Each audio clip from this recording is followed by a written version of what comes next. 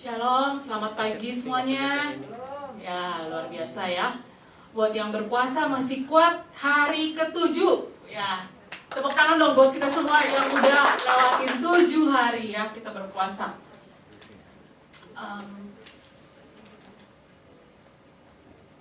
Terus, oke.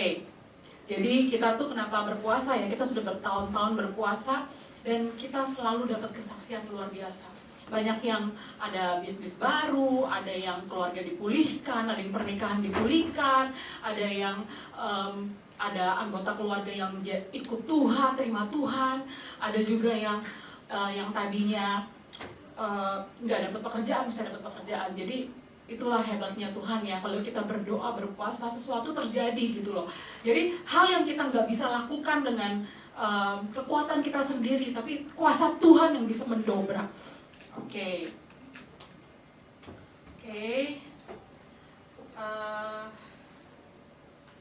ya. Kita bisa kita percaya kalau kita taat, jadi kemurahan Tuhan akan mengalir dari semua sisi kehidupan kita. Dan saya sangat percaya, jemaat Tuhan di sini juga pastinya semua juga percaya ya, kemurahan Tuhan akan mengalir pada saat kita mau taat. Oke, kita bisa mulai kebiasaan baru. Kalau saudara mau mencatat boleh. Saya mau tanya di sini ada yang punya mimpi gak? Ada yang punya mimpi di sini tempat ini? Nggak ada yang mau angkat, tapi pasti ada ya. Kita semua di sini punya mimpi. Kita punya mimpi, kita mau keluarga seperti apa sih? Mungkin di sini ada yang punya mimpi, kita mau pernikahan seperti apa sih? Mungkin di sini ada yang mau mimpi pekerjaan yang seperti apa sih yang kita mau? Ada juga yang mimpi kita mau bangun bisnis seperti apa sih? Dalam proses kita berjalan menuju mimpi kita, seringkali realita tidak sesuai dengan ekspektasi, ya enggak? Seringkali apa sih yang kita rencanakan sebelumnya ternyata nggak sesuai dengan harapan. Kenapa ya? Ada yang bertanya-tanya nggak kenapa? Kenapa ya apa yang saya rencanakan kok nggak sesuai harapan? Saya percaya banyak dari kita saat ini adalah saatnya untuk bangun kembali. Kita bangun kembali. Jadi khotbah hari ini saya beri judul Rebuild ya. Kita akan belajar dari seorang tokoh yang sangat hebat di Alkitab dalam membangun kembali. Hari ini ada 3 poin. Poin yang pertama adalah kita membangun dengan iman, bukan karena melihat. Poin yang kedua adalah kita membangun dengan tanggung jawab. Dan poin yang ketiga adalah kita tidak berhenti membangun walaupun sulit. Oke? Saya baca di Yeremia 4 ayat 15 sampai 17. Saya akan buka dengan ayat ini.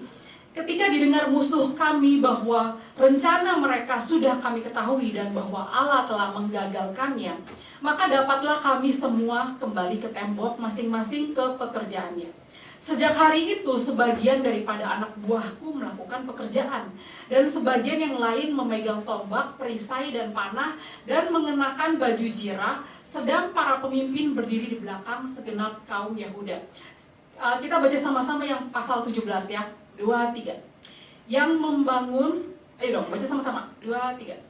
Yang membangun di tembok, orang-orang yang memikul dan mengangkut melakukan pekerjaannya dengan satu tangan, dan dengan tangan yang lain mereka memegang senjata. Oke, saya masuk ke poin yang pertama. Kita membangun dengan iman, bukan dengan melihat. Pada saat kita lagi sedang membangun mimpi kita itu tidak berjalan sesuai dengan apa yang mata kita lihat. Kenapa? Karena kalau kita berjalan dalam membangun sesuatu, kita melihat dengan mata kita, bukan dengan iman, maka kita akan kecewa. Kenapa? Karena itu Alkitab katakan, walk by faith, not by sight. Jadi hidup karena percaya, bukan karena melihat. Kita nggak akan berada di dalam kondisi mental kita yang sehat kalau kita lihat dengan mata kita lihat kenyataan kita akan jadi bingung ya, kita jadi nggak semangat ya. Kenapa ya? Apa yang saya lihat kok nggak sesuai dengan janji Tuhan? Kalau kita bicara mimpi, ada mimpi yang berasal dari Tuhan, ada mimpi yang bukan berasal dari Tuhan. Kalau mimpi yang berasal dari Tuhan, itu biasanya bukan mimpi yang selfish ya, bukan mimpi yang pentingin diri sendiri. Tapi kalau mimpi yang dari Tuhan, itu dampaknya bukan cuma kita sendiri, tapi dampaknya orang banyak, orang lain. Seperti Yusuf, kalau saudara masih ingat ya cerita sebelumnya, mimpi Tuhan buat dia tuh besar sekali. Tapi dia pikir mimpi itu buat dia menjadi orang nomor 1 di Mesir. Tapi ternyata dampaknya bukan cuma untuk dia sendiri, tapi untuk keluarganya dan untuk seluruh bangsa Mesir. Dampaknya sebesar itu. Kalau mimpi dari Tuhan, biasanya kita masuk dalam situasi yang kita diingatkan berkali-kali akan satu mimpi yang Tuhan tuh pernah taruh loh dalam hati saya. Kalau saudara diingatkan untuk melakukan satu hal, tapi berkali-kali, berarti Tuhan lagi siap untuk melakukan sesuatu dalam kehidupan saudara. Poin yang kedua, kita membangun dengan tanggung jawab. Jadi, membangun dengan, tadi yang poin yang pertama itu bisa gambarnya yang, gambar yang pertama.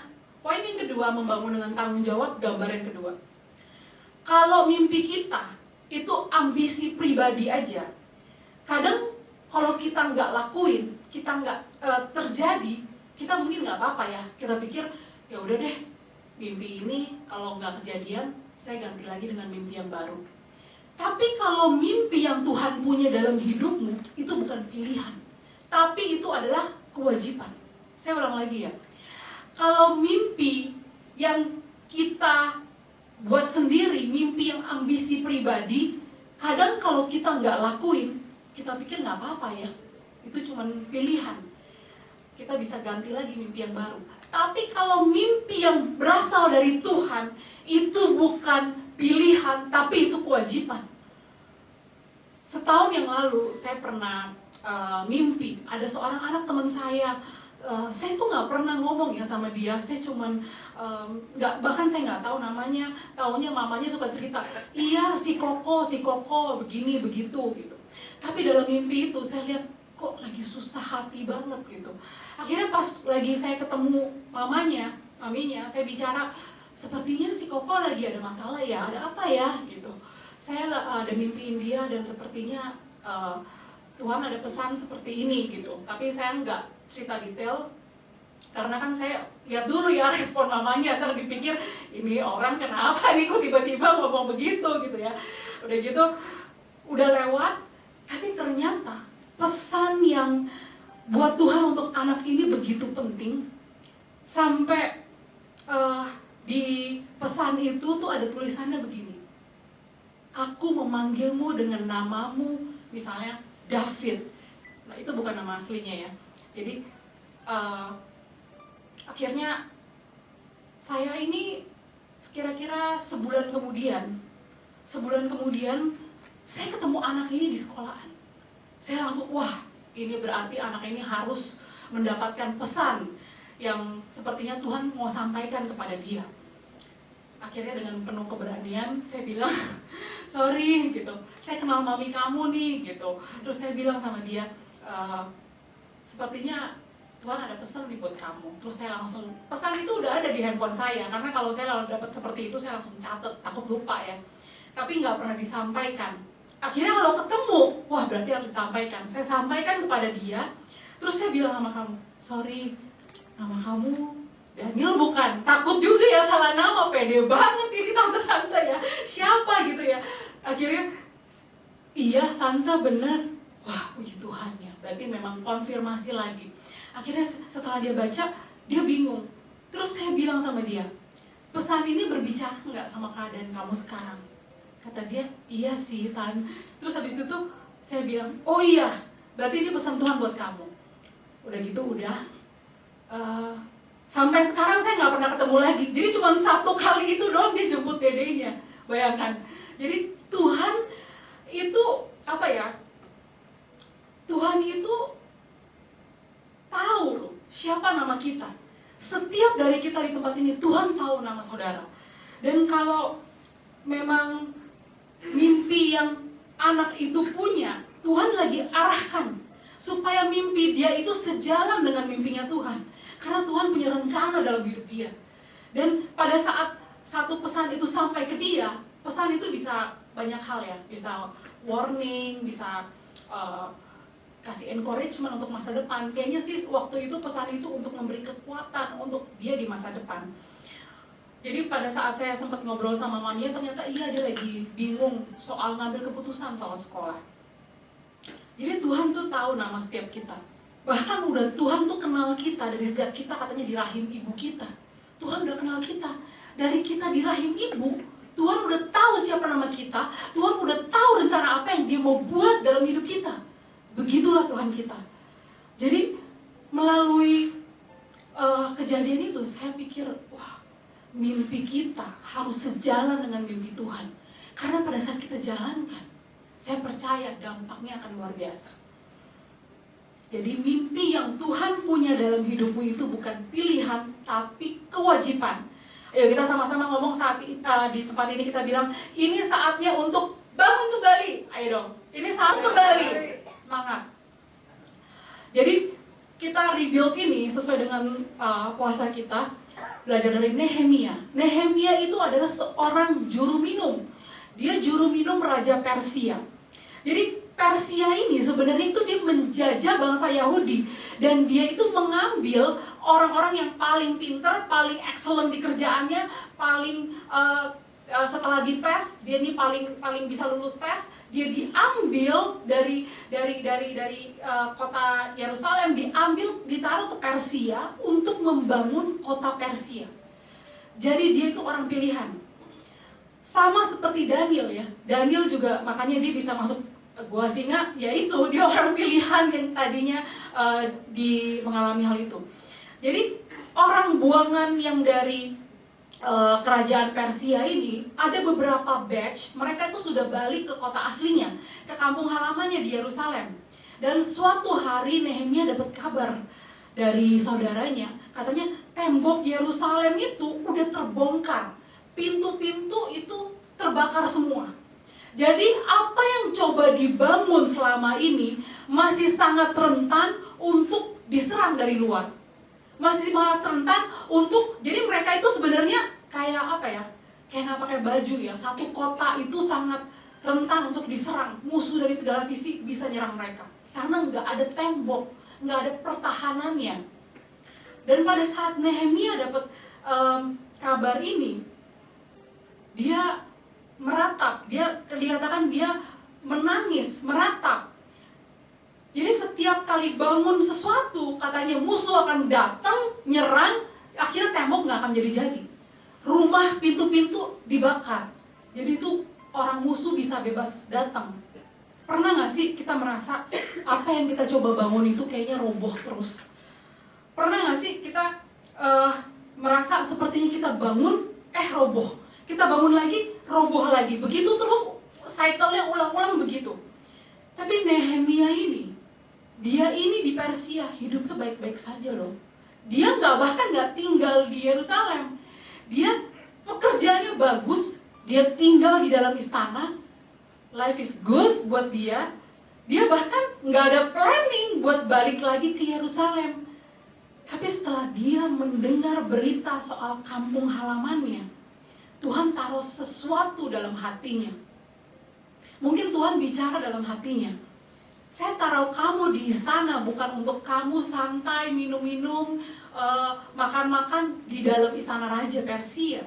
Tapi saya taruh kamu di istana karena kamu punya akses yang bisa kamu pakai untuk membangun semua yang diperlukan untuk membangun. Mungkin kita di sini ada yang bingung ya. Kenapa sih Tuhan taruh saya di sini? Mungkin kita di sini ada yang bingung ya. Kenapa sih saya mengalami banyak hal yang gak mengenakan itu? Kenapa sih saya nggak dihargai di tempat kerja saya? Kita selalu pikir kita ada di satu tempat karena alasan yang kita pikir. Tapi Tuhan taruh kita di suatu tempat untuk satu musim, untuk satu tujuan.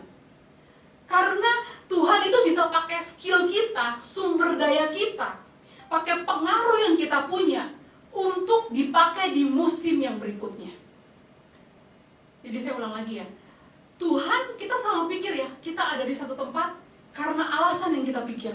Tapi Tuhan taruh kita dalam satu tempat, dalam satu musim untuk suatu tujuan. Karena Tuhan bisa pakai skill, bisa pakai sumber daya kita, dan bisa pakai pengaruh yang kita punya itu untuk di musim yang berikutnya. Kalau saudara masih bingung, kenapa sih saudara harus alamin hal-hal, saya harus alamin hal-hal yang terjadi. Sesungguhnya Tuhan katakan tidak ada yang sia-sia. Tidak ada yang sia-sia. Semua air mata yang udah dikeluarin, semua pekerjaan yang rasanya nggak enak yang udah dijalanin, semua pernikahan yang rasanya udah gagal, semua hubungan yang gagal. Tapi pesan Tuhan hari ini, tidak ada yang sia-sia. Apa yang coba dirancang si jahat, Tuhan akan balikan, gantikan untuk jadi kebaikan bagi kita. Amin. Amin. Jadi Raja Persia, dia harusnya ini penjajah ya bagi bangsa Yahudi. Orang dia menjajah, tapi dia tanya kepada Nehemia, apa yang kamu inginkan? Jadi pada saat Nehemia punya ketetapan hati, dia mau bangun tembok Yerusalem, dia mau melakukan mimpi yang Tuhan berikan, akses yang dia perlukan untuk dia bangun, Tuhan akan bukakan. Raja Persia tanya sama dia, apa yang kamu mau? Saya mau bangun tembok, kembali tembok kota saya. Tuhan, Raja Persia bilang, oke, boleh. Kemudian Nehemia minta lagi, tapi saya mesti perlu surat ya. Kalau saya lewatin kota-kota, ada bupati-bupati daerah, saya gimana cara lancarnya lewatnya? Oke, saya kasih suratnya. Dan akhirnya Raja Persia yang tadinya penjajah, bukan cuma kasih sumber daya bahan baku, kasih surat akses untuk lewat, dia juga kasih panglima perang untuk berjaga-jaga atas dia. Karena pekerjaan dia yang lakukan itu berbahaya. Wah, Tuhan kita luar biasa ya. Kalau saudara itu sudah berketetapan hati, saudara mau taat lakukan apa yang Tuhan mau, Tuhan akan bukakan aksesnya. Akses yang gak bisa dibuka sama orang, Tuhan bisa bukakan. Tuhan akan berikan sumber daya. Apa sih yang kita butuhkan? Sumber daya itu bicara hal-hal seperti uang, skill, talenta, semua talenta. Apa sumber daya yang diperlukan, Tuhan akan bukakan. Kemudian bukan hanya itu, Tuhan akan berikan kita proteksi. Tuhan akan berikan kita perlindungan dalam menjalankan misi kita. Dan saya masuk ke poin yang terakhir. Poin yang terakhir dalam membangun, saudara jangan lupa, ini yang paling penting. Jangan berhenti membangun pada saat sulit. Seberapa banyak yang rasanya, wah kayak udah mulai susah nih, tinggalin. Jadi poin yang ketiga, dalam membangun, kita nggak bisa berhenti waktu sepertinya mulai sulit. Kalau mimpi itu pilihan, kita bisa berhenti ya kalau mulai susah. Tapi kalau mimpi itu kewajiban, kita harus selesaikan walaupun itu sulit. Kadang dalam membangun mimpi, seperti Nehemia, kita bisa dikasih loh skill-skill baru dari Tuhan. Seperti perumpamaan talenta ya, saudara dipercayakan yang kecil, perkara kecil, saudara dipercaya, saudara bisa dipercaya perkara besar. Jadi pada saat saudara mau berketetapan hati untuk membangun, saudara tadi nggak punya skillnya, Tuhan bisa tambahkan. Nehemia itu seorang juru minum ya. Juru minum itu taunya cuma wine tasting dia. Dia taunya cuma coba-cobain minuman raja aja. Ada racunnya atau enggak. Tapi pada saat Tuhan berikan beban dalam hatinya untuk dia membangun tembok, maka dia bisa mendadak jadi kontraktor. Dari juru minum, nggak punya pengalaman apa-apa, tiba-tiba jadi kontraktor. Itu Tuhan kita. Pada saat Nehemia mulai membangun, tapi musuh mulai datang berdatangan. Sampai di ayat 17 katakan, setiap orang yang membangun tembok, satu tangan, dia sepertinya lagi kerja pegang palu ya, satu tangan pegang senjata. Karena musuh coba mau menyerang, dia lagi bangun, kita lagi bangun sesuatu, tapi musuh datang nyerang terus. Dalam membangun mimpi, kita nggak bisa stop pada saat kita merasa mulai sulit. Apapun yang kita bangun saat ini, pada saat mimpi kita sejalan dengan mimpinya Tuhan buat kita, maka akan ada perjuangan. Seperti membangun tembok di Nehemia, satu tangan pegang palu kerja, satu tangan pegang pedang. Kalau saudara setiap kali waktu mulai membangun sesuatu, rasanya mulai sulit, stop. Itu sebenarnya bukan akhir, tapi itu awal dari perjuangan. Karena dikatakan ketekunan menghasilkan tahan uji. Mungkin saat ini ada yang merasa, aduh saya kayaknya nggak bisa deh lakuin itu. Saya kayaknya nggak cukup pintar. Saya kayaknya nggak cukup nih sumber daya saya. Saya kayaknya nggak punya koneksi. Saya kayaknya nggak satu frekuensi dengan orang kantor. Jangan stop pada waktu merasa sulit. Bagaimana sih respon saudara waktu lagi mulai ngalamin kesulitan, pada waktu lagi mulai bangun? Apa tangan saudara itu masih pegang palu atau langsung lepas semuanya, tangannya nggak pegang apa-apa lagi? Sesuai dengan pengalaman, peperangan itu hal yang biasa dalam hidup, ya. Jadi peperangan itu bukan dihindarin, tapi dihadapi. Saya bingung ya kalau di sini ada yang bilang nggak pernah mengalami masalah dalam hidupnya, atau nggak pernah mengalami peperangan dalam hidupnya, atau nggak pernah mengalami kesulitan dalam hidup. Jadi kesulitan dalam membangun itu adalah hal yang normal. Pada saat apa yang kita bangun itu sejalan dengan mimpi yang Tuhan berikan untuk saudara, pastikan tangan saudara, tangan kanan masih pegang palu, masih bekerja, tangan kiri itu masih pegang pedang.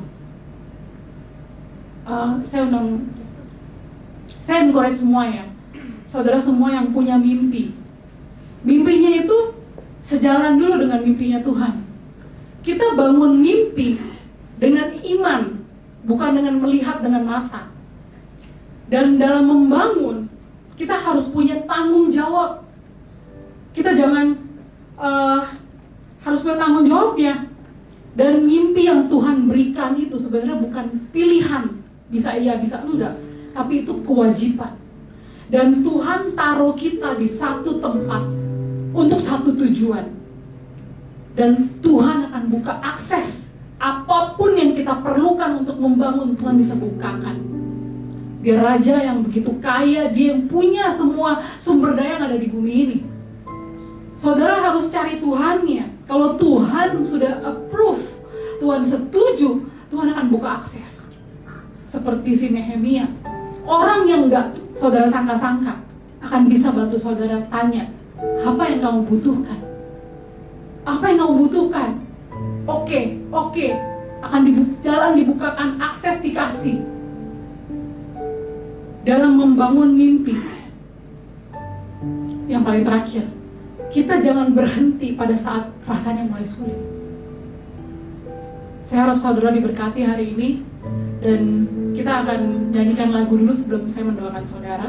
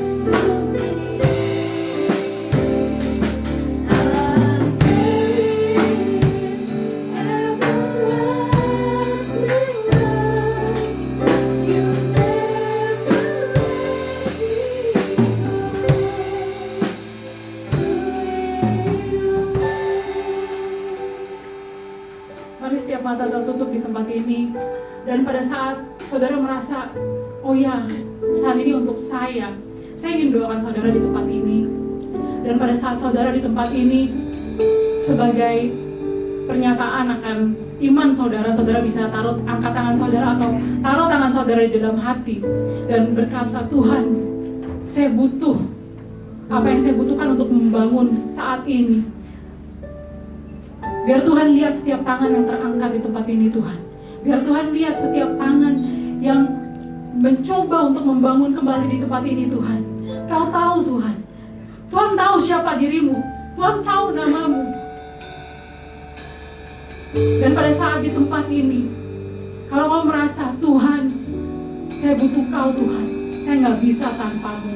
Untuk saya mulai membangun kembali hidup saya, untuk saya mulai membangun kembali keluarga saya, untuk saya mencoba membangun kembali bisnis pekerjaan saya, untuk saya coba membangun kembali masa depan saya.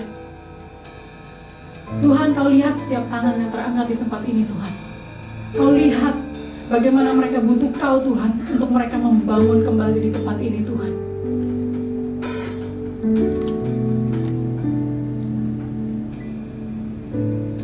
Sesungguhnya Tuhan tidak pernah meninggalkanmu, dan tangan Tuhan senantiasa memegang tangan kananmu. Dan biar setiap anak-anak Tuhan di tempat ini mempunyai ketetapan hati, mempunyai suatu ketetapan hati. Ya Tuhan, aku mau mimpi yang dari Engkau, Tuhan. Aku mau mimpi yang sejalan dengan rencanamu, Tuhan. Dan biar Kau lihat, Tuhan, setiap anak-anak-Mu di tempat ini, Tuhan. Kau urapi mereka, Tuhan. Kau berikan suatu pembukaan pikiran, Tuhan. Kau berikan satu jalan keluarnya, Tuhan. Kau berikan hati yang mau berubah. Kau berikan satu pertobatan. Kau berikan ada satu transformasi, ada perubahan dalam hidupnya saat ini juga, Tuhan. Terima kasih Tuhan, terima kasih Yesus, Tuhan. Kau urapi setiap anak-anak-Mu di tempat ini, Tuhan. Biar mereka akan mengalami kemenangan demi kemenangan dalam setiap kehidupan mereka. Biar mereka tahu peperangan yang mereka alami itu, Tuhan juga ikut berperang bersama mereka. Mereka tidak sendirian, tapi Tuhan bersama-sama mereka ikut berperang ganti mereka. Terima kasih Tuhan, Kau begitu baik, Kau luar biasa.